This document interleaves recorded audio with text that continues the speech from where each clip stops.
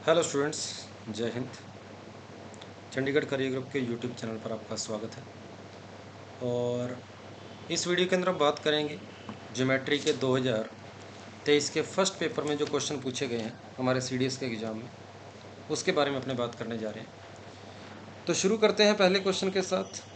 10 question आए थे लगभग इस पेपर में, और पहला क्वेश्चन ये पैराग्राफ का क्वेश्चन है। और जब भी पैराग्राफ का क्वेश्चन आता है ज्योमेट्री में से, हमें ज़रूर करना चाहिए, क्योंकि एक ही कंसेप्ट के ऊपर आपके 3 क्वेश्चन हो जाते हैं सिर्फ एक बार सोल्व करने पे।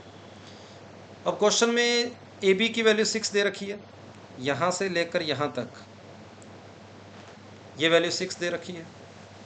बी सी की वैल्यू 8 दे रखी है, बी से सी तक की वैल्यू 8 है, और ए सी की वैल्यू 10 है। ए सी की वैल्यू 10 है। इस 6, 8 और 10 से ये तो पता लग गया कि ये राइट एंगल ट्रायंगल है, क्योंकि 6 का स्क्वायर प्लस 8 का स्क्वायर हमें पता है 10 का स्क्वायर होता है। इससे ये पता लग गया कि ट्रायंगल ए बी सी जो है वो एक राइट एंगल ट्रायंगल है। अब क्वेश्चन के अंदर एक बार मैं सारी साइडें निकाल लेता हूँ, फिर अपने को इस क्वेश्चन के बारे में आइडिया हो जाएगा कि कौन कौन से क्वेश्चन पूछे गए हैं। तो राइट एंगल ट्रायंगल के अंदर जब भी हाइपोटेनस के ऊपर परपेंडिकुलर फेंका जाता है तो हमें एक प्रॉपर्टी याद आती है कि उस राइट एंगल ट्रायंगल के परपेंडिकुलर और बेस का जो प्रोडक्ट होता है वो हाइपोटेनस और एल्टीट्यूड के प्रोडक्ट के बराबर होता है। ये प्रॉपर्टी हमें पता है। ए बी की वैल्यू क्वेश्चन में 6 दे रखी है, बी सी की वैल्यू क्वेश्चन में 8 दे रखी है, ए सी की वैल्यू क्वेश्चन में 10 दे रखी है। यहाँ से बी डी की वैल्यू आ जाएगी, और यहाँ से बी डी जो कि हमारे पास सर्कल की रेडियस है उसकी वैल्यू 4.8 सेंटीमीटर आ रही है। तो ये जो आपके पास है ये 4.8 सेंटीमीटर है। ए बी अपने को 6 दिया था, बी सी अपने को 8 दिया था, और हाइपोटेनस अपने को 10 दिया था। तो तीसरा क्वेश्चन मेरे पास यहाँ पर यही है कि सर्कल की रेडियस क्या होगी। तो मेरा आंसर आ जाएगा 4.8 सेंटीमीटर। अब जब ये 4.8 निकल गया, हमें लेंथ चाहिए क्यू सी की, Q C.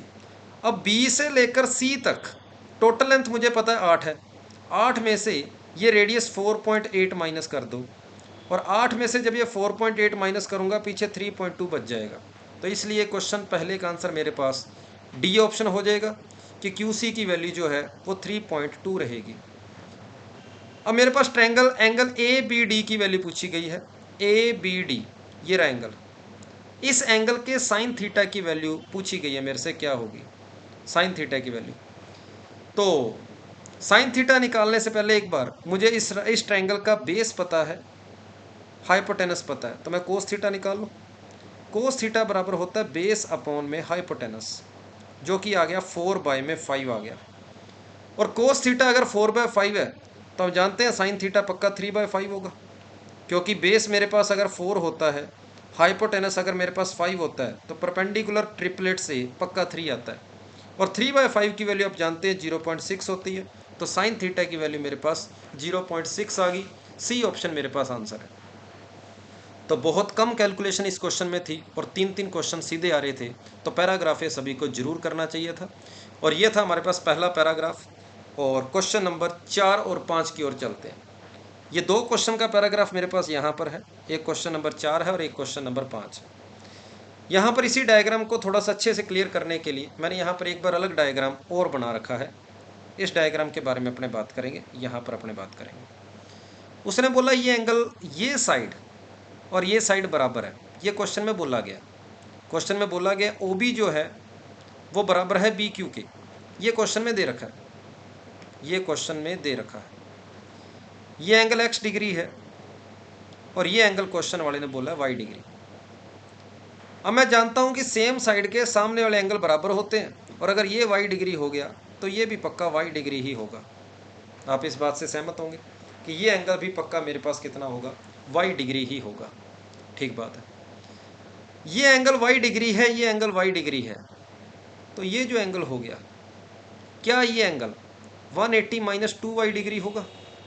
180 minus 2y degree, क्योंकि ट्रायंगल के अंदर तीनों एंगल का सम जो होता है वो 180 होता है। और अगर ये 180 माइनस 2y है तो क्या ये वाला एंगल 2y होगा? 2y। और मुझे पता है कि ये और ये सर्कल की रेडियस है, इसका मतलब ये एंगल 2y है, तो ये भी एंगल 2y होगा। आप मेरी इस बात से सहमत होंगे कि ये एंगल 2y है तो ये एंगल भी 2y होगा। अब अगर ये दोनों एंगल 2y है तो ट्रायंगल का ये जो तीसरा एंगल बच गया, क्या ये 180 माइनस 4y हो जाएगा? 180 माइनस 4y। और मुझे पता है कि ये PQ लाइन एक स्ट्रेट लाइन है और इसके ऊपर ये तीनों एंगल बने हैं, इनका सम 180 डिग्री होना चाहिए। मतलब x degree plus 180 minus 4y degree plus y degree, ये तीनों मिलकर 180 डिग्री बनाएंगे। और 180 डिग्री से 180 डिग्री कैंसिल हो गया, x डिग्री बराबर हो जाएगा 3y डिग्री। इसका मतलब y का x जो है वो 3 गुना है। तो C ऑप्शन इस क्वेश्चन का आंसर रहेगा x इक्वल टू 3y। अगला क्वेश्चन कहता है एंगल y अगर 15 डिग्री है तो ACB बताओ क्या होगा? ACB का मतलब ये वाला एंगल, ये वाला एंगल क्वेश्चन वाले ने आपसे पूछा।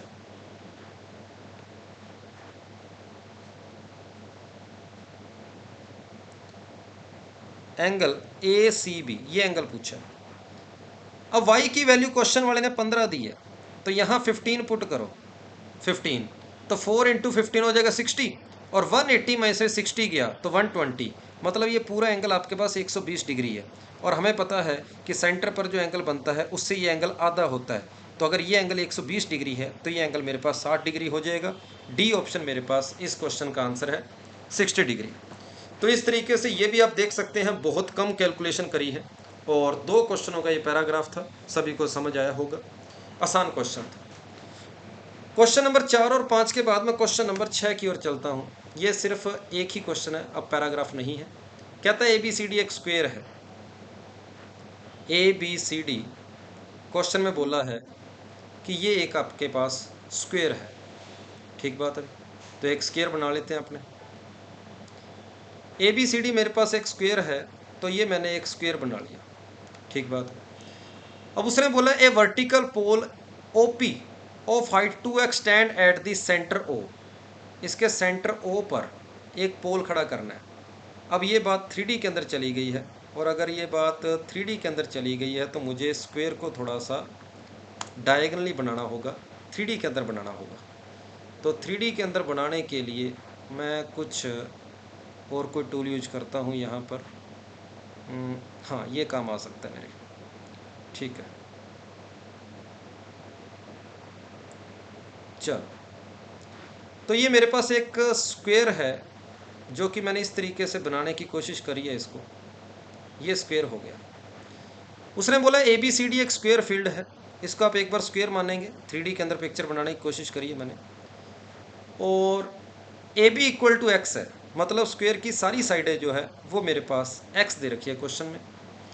और फिर उसने बोला है vertical pole OP of height 2x stand at the centre, तो इसके सेंटर पर मुझे एक पोल को खड़ा करना है, इसके सेंटर पर।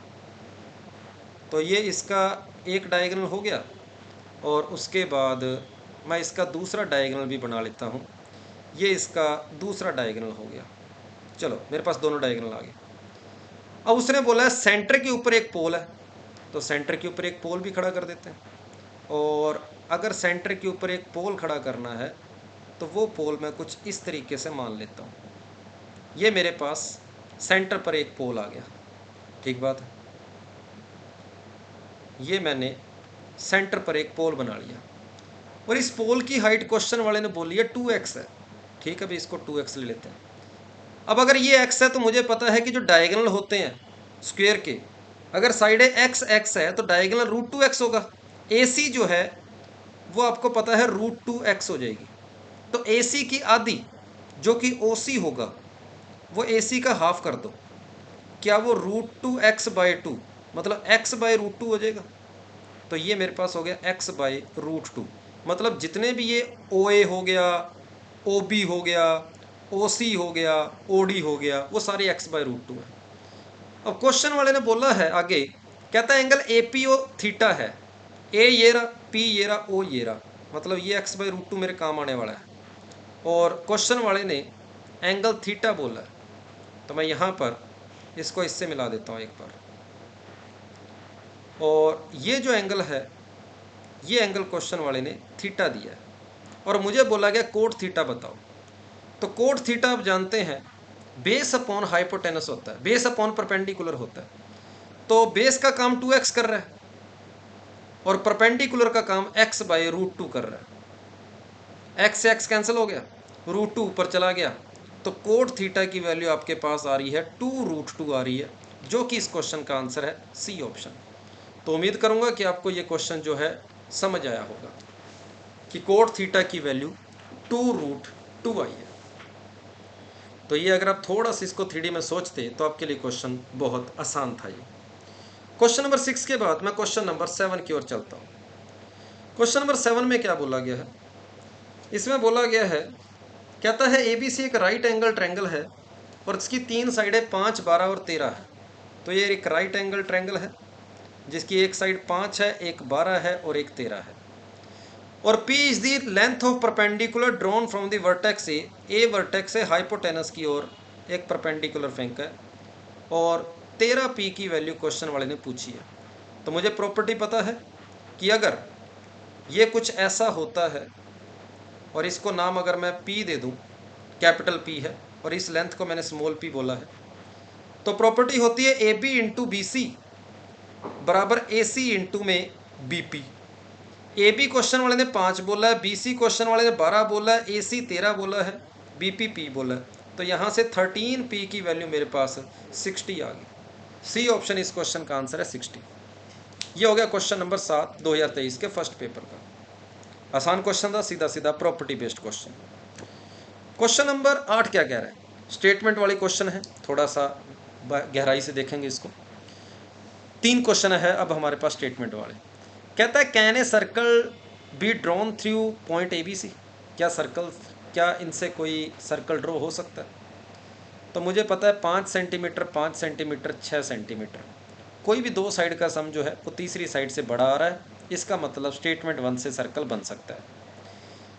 सेकंड स्टेटमेंट के अंदर A प्लस B बराबर आ रही है C के, मतलब दो साइड का सम तीसरी साइड के बराबर आ रहे हैं।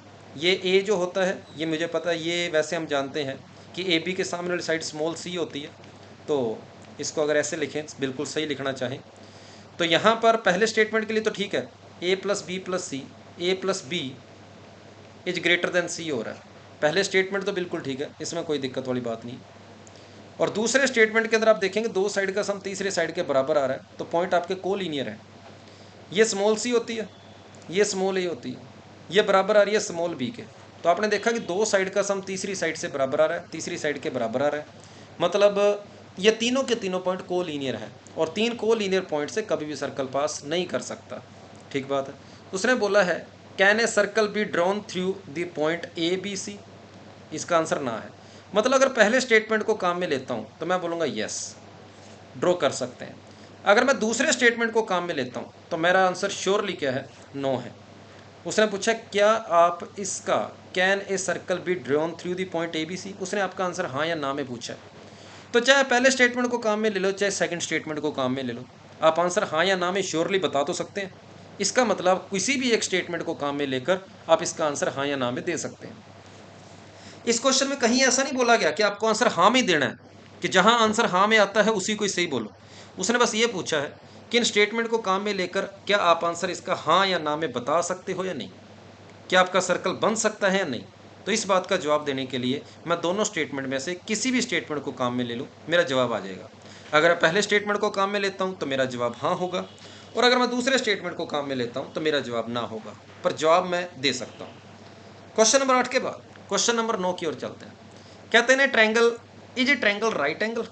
मुझे आंसर फिर यस और नो में देना है, और इस यस और नो में जवाब देने के लिए मैं दोनों स्टेटमेंट को काम में लेता हूँ। पहला statement, the length of line segment joining the mid point of two side of a triangle is half of the third side. कहता है मिड पॉइंट को ज्वाइन करने पर जो लाइन बनती है वो इस तीसरी साइड की हाफ होती है। ये तो सिमिलर ट्रायंगल की प्रॉपर्टी है। अब सिमिलर ट्रायंगल की प्रॉपर्टी से मैं राइट एंगल ट्रायंगल की बातें थोड़ी कर सकता हूँ। तो पहले स्टेटमेंट से मैं ना ही आंसर यस में दे सकता हूँ और ना ही आंसर इस क्वेश्चन का नो में दे सकता हूँ। अगली बात, कहता था angles of a triangle are 1 2 3, और 1 2 3 रेशो में एंगल है, इसका मतलब एंगल 30 डिग्री है, 60 डिग्री है, 90 डिग्री है। क्या ये राइट एंगल ट्रायंगल है? यस। मैं सेकंड स्टेटमेंट को काम में लेकर इस क्वेश्चन का जवाब दे सकता हूँ और वो जवाब होगा मेरा यस। लेकिन पहले स्टेटमेंट से मैं कोई यस नो का जवाब नहीं दे सकता, सेकंड स्टेटमेंट से मैं जवाब दे सकता हूँ। इसलिए मेरा आंसर जो है इस क्वेश्चन का ए ऑप्शन आएगा कि किसी एक स्टेटमेंट से तो जवाब दिया जा सकता है बट दूसरे से नहीं। तो ये दोनों क्वेश्चन आसान क्वेश्चन थे। और 8वें 9वें क्वेश्चन के बाद मैं लास्ट 10वें क्वेश्चन की ओर चलता हूँ। क्वेश्चन में क्या बोला गया है, the length of two longer sides of a triangle are 25 और 24। ट्रायंगल की दो जो लंबी साइडें हैं, एक की लेंथ 25 है और एक की लेंथ 24 है। ये लास्ट क्वेश्चन है हमारा, तो इसको थोड़ा सा आराम से देख लेते हैं। लो भाई, ये 24 है, उसने बोला तो लॉन्गर वाली 24 और 25 है। चलो, एक 24 है एक 25 है, तीसरी का एक बार मुझे नहीं पता, पर इसको देखकर ये पता है कि अगर ये 7 ट्रिपलेट बन जाता है तब ये राइट एंगल ट्रायंगल बनेगा, क्योंकि आपको ट्रिपलेट पता है 7, 24 और 25 का होता है। चल छोड़ो एक बार इसको। क्वेश्चन में पूछा गया what is the length of shorter side. Shorter side की लेंथ बताओ, मतलब मुझे इसकी बात करनी है, शॉर्टर साइड वाले की। ठीक है, ये फाइंड करनी है। पहले स्टेटमेंट को काम में लेते हैं। कहता है एंगल का रेशो 1:3 है, और 1:3 का मतलब 30 डिग्री, 60 डिग्री और 90 डिग्री एंगल ये होंगे। उसने बोला ये सबसे शॉर्टर साइड है, और अगर ये सबसे छोटी है तो सबसे छोटा एंगल भी ये बनेगा 30 डिग्री। सही बात है, एंगल ये बनेगा 30, और ये एंगल मेरे पास बनेगा 60, और ये एंगल मेरे पास कैसा बनेगा 90।